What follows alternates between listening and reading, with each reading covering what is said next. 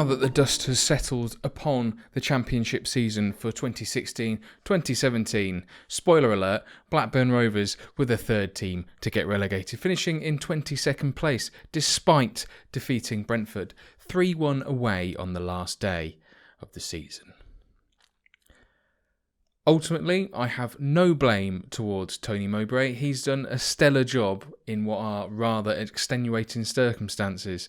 15 games to save a club sat at that point in 23rd position.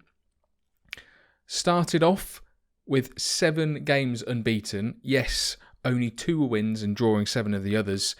And finally coming up against a very, very strong Brighton side that saw them lose 4 games on the bounce. Of those 15 games, he had to turn it around. He gained 5 wins, 7 draws, and only lost 3.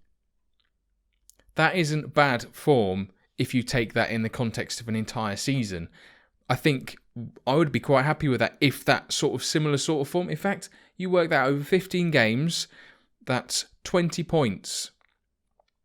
Times that by 3, 60 points. So if we were to take those 15 games as our form for the season, 60 points, or there or thereabouts, would have meant that we were safe. Which isn't bad at all. And I would have taken that, to be honest. Ultimately, the game today is what it is. We won 3-1 away, and on any other day, that would be a fantastic result. Especially against a strong Brentford side, at home. But it means nothing. I just wanted to make it clear that I hold no responsibility for this situation over Tony Mowbray or indeed any of the players that have clearly worked hard and tried and overturn the points deficit that they had. He took the job in February, meaning that he'd missed out on a transfer window. He's had injuries to deal with. I know, yes, every other team has injuries, but when key players like Danny Graham are out injured, everyone else has to pull together, and it's a big miss when you don't really have anyone else scoring at that point. Let's focus on next season then. League One. What are we going to do? What can Blackburn do to pretty much stall their fall down the leagues? Point 1, we need to keep hold of the youth players that are coming through. The likes of Ryan Nyambe making some good appearances towards the end of the season. Willem Tomlinson is another one. Connor Mahoney. The list goes on. The Blackburn youth production line is probably the strongest part of the club at this time. But we need to hold on to those youth products. We cannot go ahead and sell them on for what are relatively small amounts of cash. Because we can't replace them like for like. We can't improve the team with older players necessarily. And what's the point in paying older players when we've got youth players that can then help us thrive throughout the divisions? League One is a perfect place for younger players to really develop and strengthen, grow as players, and hopefully grow the team as well. You've seen the likes of Southampton get relegated to League One and then build through youth. The likes of Gareth Bale, Alexander Oxlade-Chamberlain, they all came through the youth system at Southampton. They all played League One football at some point. Morgan Schneiderlin and Adam Lallana also played in League One for Southampton. And where are they now? Exactly. So we need to make sure that we don't let larger teams poach our prize youth assets. With giving youth a chance, we need to get rid of dead weight, clear out any of the big contracts. Yes, Danny Graham's goals have been vital, but we need to ship him on.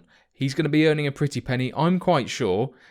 And unless he's willing to take a wage cut, I don't know whether their contracts will have clauses in them. But if they do, then they'll drop by 25% or what have you. But that's not going to be enough to offset the lack of money coming in from sponsorship through the parachute payments, because I don't know how that works. I don't think they get them when you drop down to League One from the Championship.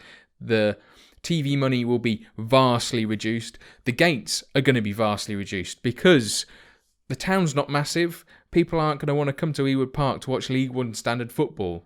I mean, really? You're not going to, are you? Let's just be honest. So we need to cut our cloth accordingly and get rid of the larger waged players. So that was point 2. Point 3 is we have to keep Tony Mowbray.